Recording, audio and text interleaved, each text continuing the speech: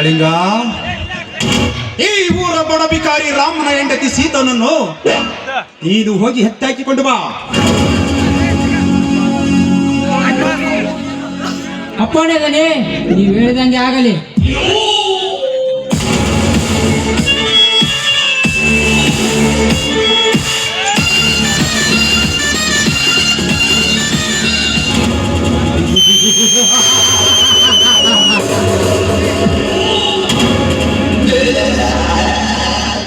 ಜಗದಲ್ಲಿ ಅನ್ಯಾಯ ಅಟ್ಟಹಾಸ ಹೆಚ್ಚಾದಾಗ, ಅಧರ್ಮ ತಂಡವಾಡ್ತಿರುವಾಗ, ನಮ್ಮಂತ ಕಾಡದ ದಬ್ಬಾಳಿಕೆ ಹೆಚ್ಚಾದಾಗ ಆತನನ್ನು ಮತ್ತ ಹಾಕಲಕ್ಕೆ ಯಾವುದಾದ್ರೂ ಒಂದು ರೂಪದಲ್ಲಿ ದೇವರು ಹುಟ್ಟಿ ಬರ್ತಾನಂತೆ.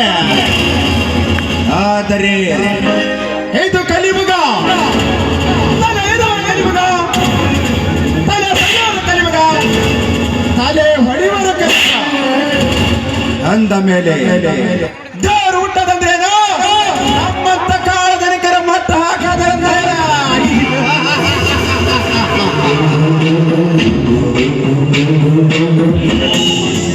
ಸಾಧ್ಯವಿಲ್ಲ.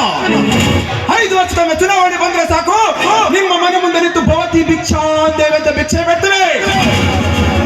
ಇದರ ಅರ್ಥ ತಿನ್ನಕ ಕೂಡುವಂತಲ್ಲ, ನೀವು ನೀಡುವ ಒಂದೊಂದು ಹೋಟಿನ ಹಾಸಗಾಗಿ ಬಣ್ಣ ಬಣ್ಣದ ಮಾತುಗಳನ್ನು ಹೇಳ್ತೀವಿ, ಎಲ್ಲ ಸಲದ ಕಥೆಗಳನ್ನು ಕಟ್ತೀವಿ, ಕುಡಿಯ ಕೆಂಡ ಕೊಡ್ತೀವಿ, ತಿನ್ನ ಕಂಡನ್ನು ಕೊಡ್ತೀವಿ. ಪ್ರಸಂಗ ಬೇಗ ನಿಮ್ಮ ಅಪ್ಪನ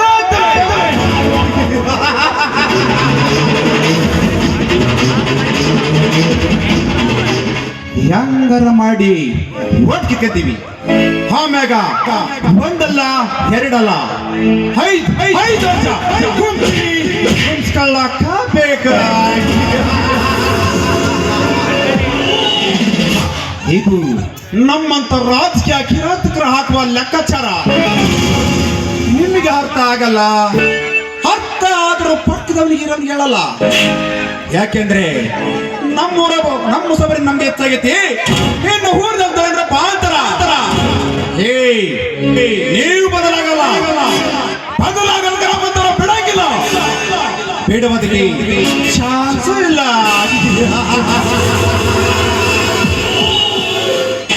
ಅಲ್ಲೊಬ್ಬ ಕಾನ್ಸೆಪ್ಟ್ ಬಿಟ್ಟವನು ಬೆಳಗಾಗದಾಗ 100 ಇದ್ದದ್ದು 200 ಆಗಬೇಕಂದ ಆಸೆ ಪಡ.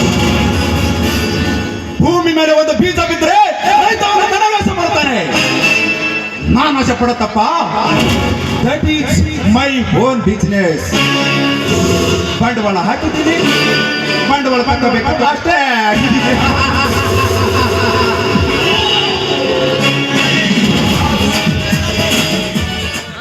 ಒಂದು ಹೋರಿಯ ಬೆಲೆ 30,000, ಒಂದು ಕುರಿಯ ಬೆಲೆ 20,000, ಒಂದು ಜಾತಿಯ ನಾಯ ಬೆಲೆ 10,000.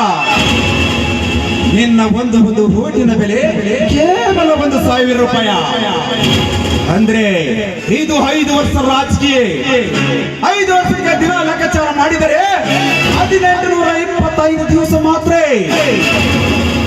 1825 ದಿವಸಕ್ಕೆ ನೀನು 1,000 ರೂಪಾಯಿ ಬಾಳ್ವೆ ಮಾಡಿ ಹೊಣ ನೋಡಿದ್ರೆ ನಿನ್ನ ಒಂದು ದಿನದ ಪೇಮೆಂಟು ಬರೀ 54 ಪೈಸೆ ಮಾತ್ರ.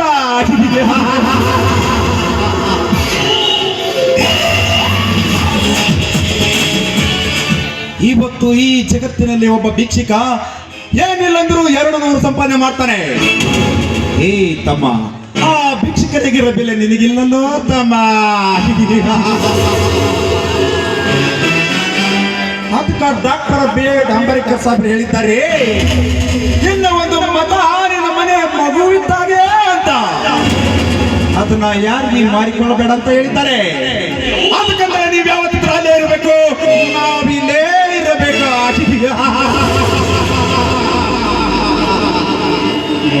ಸರ್ಕಾರಿ ದವಾಖಾನಿ ಮಾಡಿಕೊಡ್ರಿ, ಸರ್ಕಾರಿ ಸಾಲಿ ಮಾಡಿಕೊಡ್ರಿ, ರಸ್ತೆ ಮಾಡಿಕೊಡಿ ಅಂತ ಹಿಂದಿರೋ ಬೆಂದಿರೋ ಬೋಟ್ಯಾರು ನಿಮ್ಮ ಅಪ್ಪ ಮುಚ್ತಾನ. ಬಂಡವಾಳ ಹಾಕಿದ್ದೀನಿ, ಬಂಡವಾಳ ತಗೋಬೇಕು ಅಷ್ಟೇ.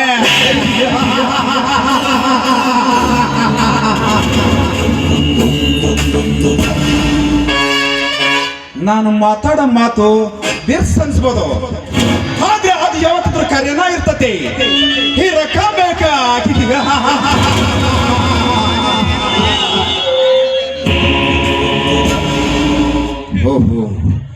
ಇವತ್ತು ಶ್ರಾವಣ ಸೋಮವಾರ, ನಾನು ಮುಟ್ಟಿದೆಲ್ಲ ಚಿನ್ನ ಆಗುವ ದಿನ.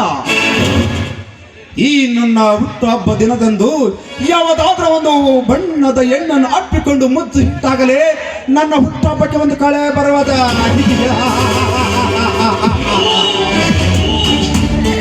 ಈ ಊರ ಬಡಬಿಕಾರಿ ರಾಮನ ಹೆಂಡತಿ ಸೀತಾ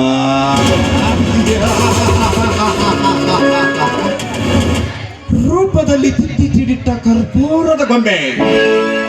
ಇನ್ನು ಅವಳ ಕಣ್ಣುಗಳು ಮಿನುಗುವ ನಕ್ಷತ್ರ ಇದ್ದಂತೆ, ಚಂದನದ ಗಿಣಿಯಂತೆ ಮೂಗು, ತೆಲ್ಲನೆ ಅಂಕು ಡೊಂಕಿನನ್ನು ನೋಡಿದರೆ ಸಾಕು ಷಂಡನಿಗೆ ಕಾಮದ ಮದನತ್ತಿಗೆ ಇರುತ್ತದೆ. ಆ ಚೆಲುವೆ ಸುಕುಮಾರಿಯನ್ನು ಹೇಗಾದ್ರೂ ಮಾಡಿ ಎತ್ತಿ ಹಾಕಿಕೊಂಡು ಮಾತು ಕೊಟ್ಟು ಕಳಿಸಿದ್ದೇನೆ ನನ್ನ ಅಂಗರಕ್ಷಕನನ್ನು. ಇನ್ನು ಏಕೆ ಬರಲಿಲ್ಲ? ಬರಲಿ, ನಿಧಾನವಾಗಿ ಬರಲಿ. ಹಾರಿದ ಅಡಿಗೆಯನ್ನು ನಿಧಾನವಾಗಿ ಊಟ ಮಾಡಿದರೆ ಹೊಟ್ಟೆಗಾಯ್ತು. ಅದರಂತೆ ಸುಂದರವಾದ ಹೆಣ್ಣನ್ನು ಅನುಭವಿಸಬೇಕಾದರೆ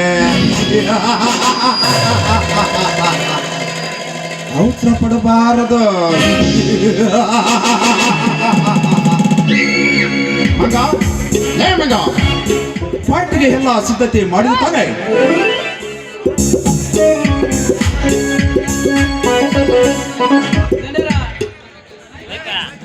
ಜನರ ಕುಡಿಯಕ್ಕ ಇಟ್ಟಿದ್ದನು 4 ಬಿಯರ್ ತಂದಿದ್ದೀನಿ.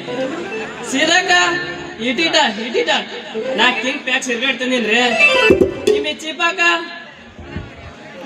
4 ಪಾಪಡಿ ಬಗ್ಗಿ ತಂದಿನ್ರಿ ಜನರ. ಆಯ್ತು ಮಂಗ, ಊಟಕ್ಕೆ ಯಾವಾಗಾದ್ರೂ ಹೊಸ ವ್ಯವಸ್ಥೆ ಮಾಡಿರುತ್ತಾನೆ. ಆ ಸಡ್ಡಿ ಮನೆ ಸಂಘ ಹೇಳಿ ಬಂದಿನ್ರಿ.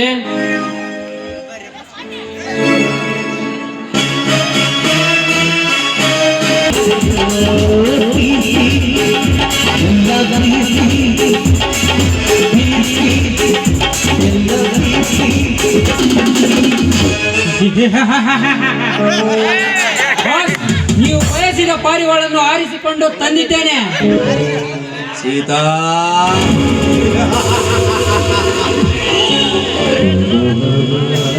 ಅವತ್ತು ನಮ್ಮೂರ ಜಾತ್ರೆಯಲ್ಲಿ ನೀ ಹುಟ್ಟ ಇಳಕಲ ಸೀರೆಯಲ್ಲಿ ನಿನ್ನ ಹಂದವನ್ನು ನೋಡಿದಾಗಿನಿಂದಲೂ ನನ್ನ ಕಣ್ಣು ಮುಂದೆ ಬಂದು ನಿಂತಂತ ಆಗುತ್ತದೆ ಆ ನಿನ್ನ ರೂಪ. ಅಷ್ಟೇ ಅಲ್ಲ ಸೀತಾ, ನನ್ನ ಮನದ ಸೆಳೆತ ನಿನ್ನ ದೇಹದ ಸುಖವನ್ನು ಬಯಸುತ್ತದೆ. ಎಮ್ಮೆಲ್ಲೆ ಅವರೇ, ನಾನೊಬ್ಬಳು ರೈತನ ಮಾಡಿದೆ, ನೀವು ಎಮ್ಮೆಲ್ಲೆ. ನಿಮ್ಮಂತವರು ನನ್ನನ್ನು ಬಯಸುವುದು ತಪ್ಪು. ವಿಚಾರ ಮಾಡಿ.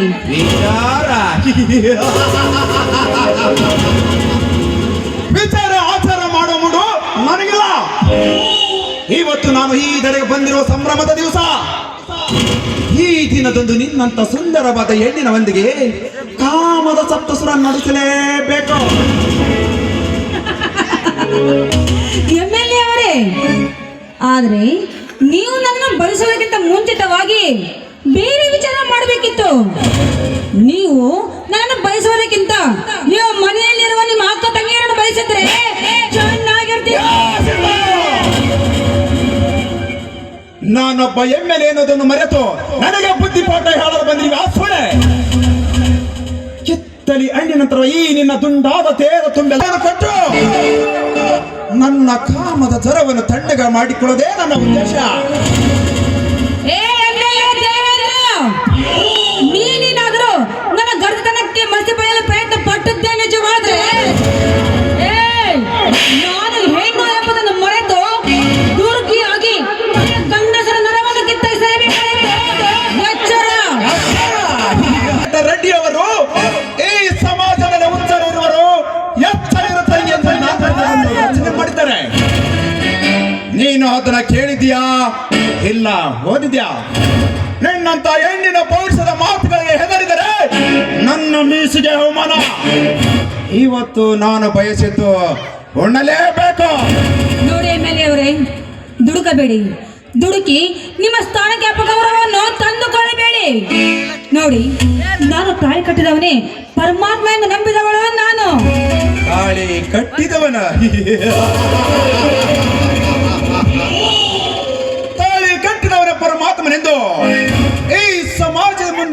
ಗರತಿ ಎಂದು ಪೋಚು ಕೊಡುವ ನಿನ್ನಂತ ಹೆಣ್ಣುಗಳನ್ನು ಸಾಕಷ್ಟು ಮಂದಿಯನ್ನು ನೋಡಿದ್ದೇನೆ, ಕಂಡಿದ್ದೇನೆ. ಸೀತಾ, ಒಂದೇ ಒಂದು ಸಾರಿ ಯಾರಿಗೂ ಗೊತ್ತಾಗದಂತೆ ತಕ ತಕ ತಕ ನಾಚು ಮಾಡೋಣ ಬಾ. ದೂರದಲ್ಲಿ ನಿಂತು ಮಾತನಾಡೋ ಚಾಂಡಾಲ. ನೋಡು, ನಾನು ಇನ್ನೊಂದು ಮನೆ ಬೆಳಗುವ ಹೆಣ್ಣು. ನಾನು ನನ್ನ ಹತ್ತಿರಕ್ಕೆ ಬರಬೇಡ. ನೋಡು, ಒಂದೇ ಒಂದು ಮಾತು ಹೇಳ್ತೀನಿ, ನೆನಪಿನಲ್ಲಿ ಇಟ್ಕೋ. ಗಂಡು 10 ಬಾರಿ ಬಿದ್ದಿದ್ದರೆ ಅದು ಬಂಗಾರ. ಅದೇ ಒಂದು ಹೆಣ್ಣು 1 ಸಾರಿ ಬಿದ್ದರೆ ಆಗದ ಉದ್ಧಾರ. ಅದುವೇ ಈ ಜಗದ ನಿರ್ಧಾರ. ನೋಡು, ಹೆಣ್ಣಿಗೆನ್ನು ಈ ರೀತಿ ಬಯಸುವುದು ತಪ್ಪು.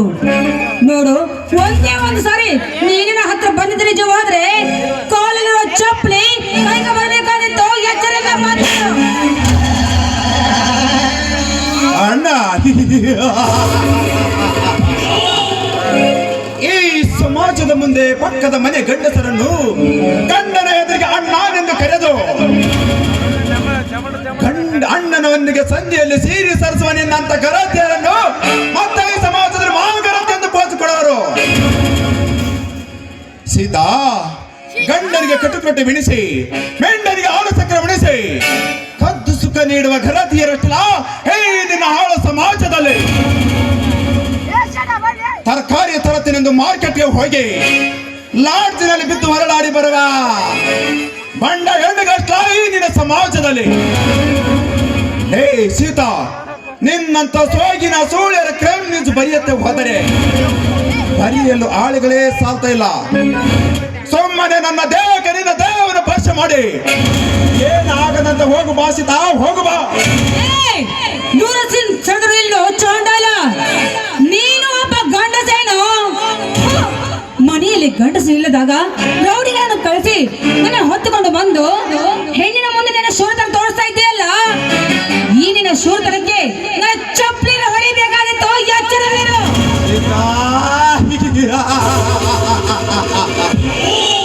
ಈ ದೇವೇಂದ್ರ ಒಂದು ಸರ ಕಣ್ಣಿಟ್ಟ ಹೆಣ್ಣುಗಳನ್ನು ಕೈ ಆಡಿಸದ ಬಿಟ್ಟಿಲ್ಲ, ಬಿಡುವುದೂ ಇಲ್ಲ. ಸೀತಾ, ನೀನು ಮನಸ್ಸನ್ನು ಎಷ್ಟೇ ಕಠೋರ ಮಾಡಿಕೊಂಡರು ಇವತ್ತು ನಾನು ಓದುವ ಕಾಮದ ಪುಂಜಿನಾದಕ್ಕೆ ನೀನು ನಾಗಿನಿ ಅಂತೆ ನರ್ತನೆ ಮಾಡಲೇಬೇಕ. ಸುಮ್ಮನೆ ಸಮಯವನ್ನು ವೆಳ್ಳೆ ಹಾಳು ಮಾಡದೆ ನನ್ನ ಮೂಡ ಆಫ್ ಮಾಡಬೇಡ.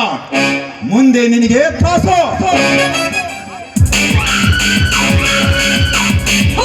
ಪಾಪಿ, ನೀನು ನನ್ನನ್ನು ಮುಟ್ಟಿದ್ದಕ್ಕೆ ಇದೇ ನನ್ನ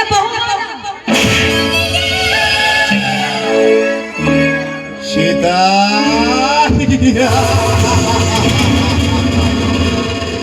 ಇದು ನೀನು ಕೊಟ್ಟ ಪೆಟ್ಟಲ್ಲ, ಹಸಿದಿರ ನನ್ನ ಕಾಮಕ್ಕೆ ನೀನು ಕೊಟ್ಟ ಮುತ್ತ. ಈ ನಿನ್ನ ಪಡೆಗಳ ನಾದ ಕೇಳಿದಾಗಲಿಂದಲೂ ತನ್ನಿಂದ ತಾನೇ ನನ್ನ ಕಾಮದ ಸಮುದ್ರ ಅಲೆಗಳಂತೆ ಅಪ್ಪಳಿಸುತ್ತದೆ. ಈ ನಿನ್ನ ದುಂಡಾದ ದೇಹವನ್ನು ಬಿಗಿದಪ್ಪಬೇಕು. ಬೇಡಿ, ದಯವಿಟ್ಟು ನನಗೇನು ಮಾಡಬೇಡಿ. ಯಾಕೆಂದ್ರೆ ನಾನು ಮತ್ತೊಂದು ಮನೆಯನ್ನು ಬೆಳಗಲು ಬಂದ ಮಹಾಲಕ್ಷ್ಮಿ. ನಾನು ದಯವಿಟ್ಟು ನನಗೆ ನನ್ನ ಶೀಲವನ್ನು ಹಾಳು ಮಾಡಬೇಡಿ. ನನ್ನ ಶೀಲವನ್ನು ಬಿಟ್ಟು ಬೇಕಾದ ನನ್ನ ಪ್ರಾಣವನ್ನು ಕೊಡಲು ಸಿದ್ಧರಿದ್ದೇನೆ. ಪ್ರಾಣ?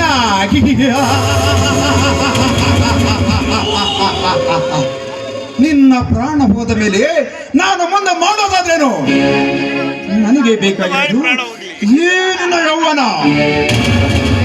ಆ ಯೌವನವನ್ನು ದಾನ ಮಾಡಿದಿರಿ ಸಾಕು. ಆಗ ಬಹುಶಃ ನನ್ನ 33ನೇ ಹುಟ್ಟಹಬ್ಬವನ್ನು ಆಚರಿಸಿಕೊಳ್ತೇನೆ.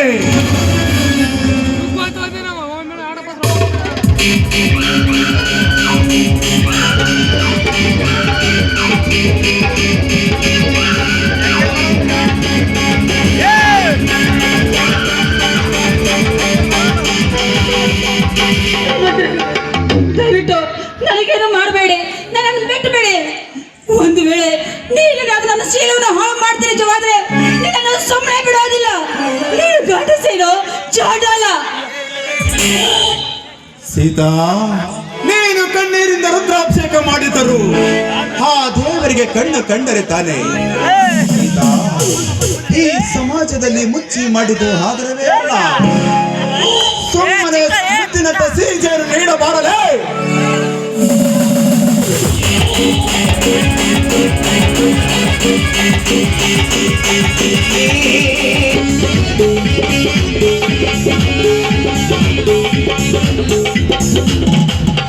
ಮಂಗ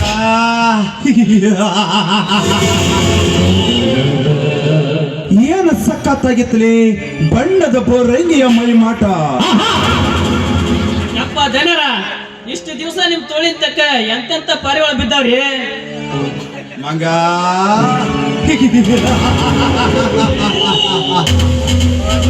ಇದುವರೆಗೂ ಅನುಭವಿಸಿದ ಹೆಣ್ಣುಗಳೇ ಬೇರೆ, ಇವತ್ತು ಈಗ ತಾನು ಅನುಭವಿಸಿದನಲ್ಲ ಈ ಹೆಣ್ಣಿನ ಮೈ ಸುಖವೇ ಬೇರೆ.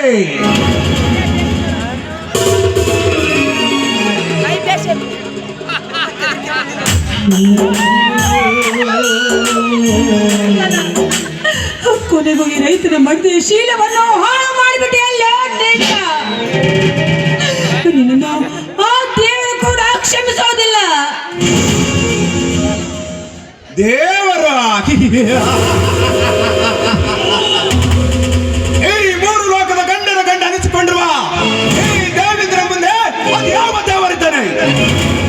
ಮಂಗ ಇವಳ ಶೀಲ ಕೆಡಿಸಿದ್ದು ಆಯ್ತು, ಮುಂದೆ ಇವಳಿಗೆ ಯಾವ ದಾರಿ ತೋರಿಸೋಣ? ಜನರ ನಾ ಇರೋದಾದ್ರೆ ಅದಕ್ಕೆ ನಾನು ಕೆಟ್ಟ ಹೆಣ್ಮಕ್ಳಿಗೆ ಬುದ್ಧಿ ಹೇಳಿ ಕೇಳಿದ್ರ ಮನೆ ದಾರಿ ತೋರಿಸ್ತೀನಿ, ಕೇಳಿಲ್ಲ ಅಂದ್ರ ನಮ್ಮೂರು ಸುರ್ಗಾಡಿ ದಾರಿ ತೋರ್ಸೋದ.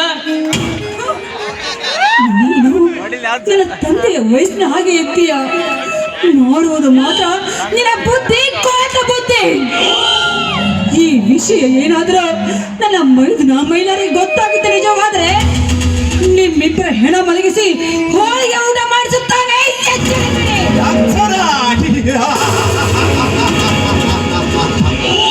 ಸೀತಾ, ಈಗ ನಿನ್ನ ಜೀವನವೇ ತಂತಿ ಹರಿದ ಪಿಟೀಲವಾಗಿದೆ. ಮತ್ತ ಬಡ ಬಿಕಾರಿ ಮೈದಾರಿ ಬಂದು ನಮ್ಮನ್ನ ಸಮಾಧಿ ಮಾಡ್ತಾನ. ಮಂಗ, ನನ್ನ ಅರಮನೆಯಲ್ಲಿ ನಡುಗಂಬಕ್ಕೆ ಜೋತು ಬಿಟ್ಟಿರುವ 3 ಬಾರಿನ ಬಂದುಕೊಂಡು ತೆಗೆದುಕೊಂಡು ಬಾ, ಇವನನ್ನ ಗುಂಡಿಟ್ಟು ಸಾಯಿಸುತ್ತಾನೆ.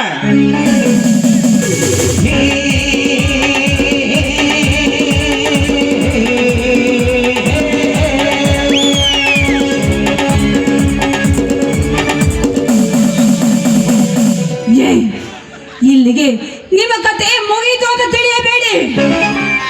ಇನ್ನು ಮುಂದೆ ಶುರುವಾಯಿತು ಈ ರಣರಂಗದ ಕತೆ.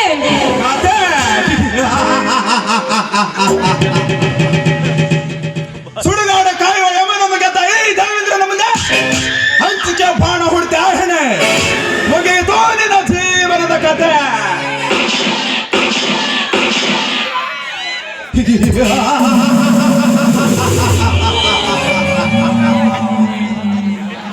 ಗರತಿ ಹಾಗೆ ಸಾಯ್ತಾಳಂತೆ, ಗರತಿ ಹಾಗೆ ಬಾಳ್ತಾಳಂತೆ.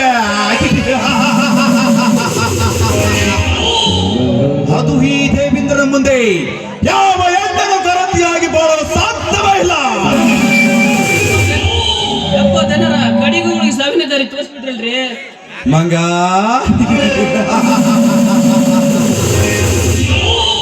ಈ ದೇವೇಂದ್ರ ಕಣ್ಣಿಟ್ಟ ಹೆಣ್ಣುಗಳಿಗೆ ಇದೇ ಶಿಕ್ಷೆ. ಮಂಗ ಬಾ, ಇದೇ ಸಂತಸವನ್ನು ನಮ್ಮ ರಾಜ ಸಂಗಮದಲ್ಲಿ ಹಂಚಿಕೊಳ್ಳೋಣ. ನೋಡಿದ್ರಿಯಪ್ಪ ಹೋಗೋಣ. ಕಾಳ ಮಂಗ ಇಬ್ಬರು ಸೇರಿ ಇವಳ ಹೆಣವನ್ನು ನನ್ನ ಅರಮನೆಯಲ್ಲಿ ಹೂತಾಕಿ ನಾನು ನನ್ನ ರಾಜ್ಯ ಸಂಗಮದಲ್ಲಿ ಹೋಗಿ ಹೊರಟಿಗೆ ಎಲ್ಲ ಸಿದ್ಧತೆ ಮಾಡಲು ಹೇಳುತ್ತೇನೆ. ಆಯ್ತ್ರಿಯಪ್ಪ. ನೀವು ಅಲ್ಲಿಗೆ ಬರಬೇಕು. ಆಯ್ತ್ರಿ.